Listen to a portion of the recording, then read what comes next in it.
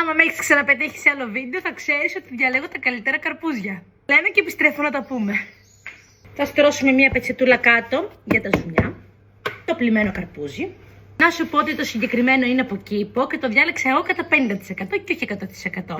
Πάμε να σου δείξω τα σημάδια που κοιτάζω εγώ πάντα. Έχουμε πει να είναι το κοτσάνι χλωρό και όχι ξερό. Και η επιφάνεια που ακουμπάει στο χώμα να μην είναι πάρα πολύ μεγάλη κίτρινη, αλλά να υπάρχει. Όμως η κυρία που μου το έδωσε τα έκανε έτσι.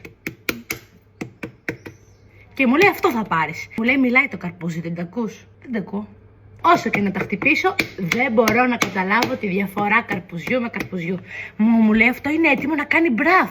Όταν είναι έτοιμο να ανοίξει, είναι πολύ καλό. Οπότε πάμε να δούμε. Εγώ το κόβω όλο και το βάζω στο τάπερ μέσα στο ψυγείο για να έχουμε να τρώμε κατά τη διάρκεια της ημέρας. Θα σου δείξω και τον πιο εύκολο τρόπο κοπής για να μπορείς να το κόβεις χωρίς ταλαιπώρια. Κόψεις στη μέση, όχι έτσι, αλλά έτσι.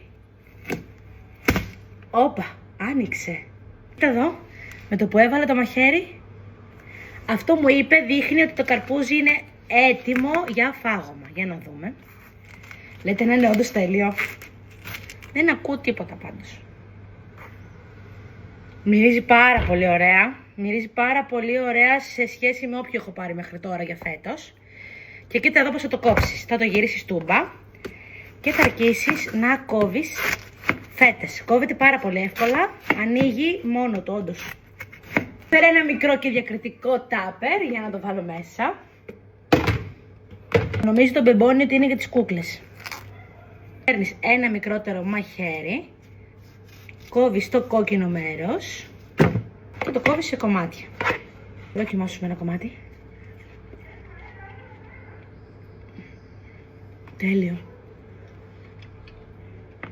Παιδιά, είναι τέλειο. Και βουαλά, έτοιμο. Δεν είναι πολύ όμορφο?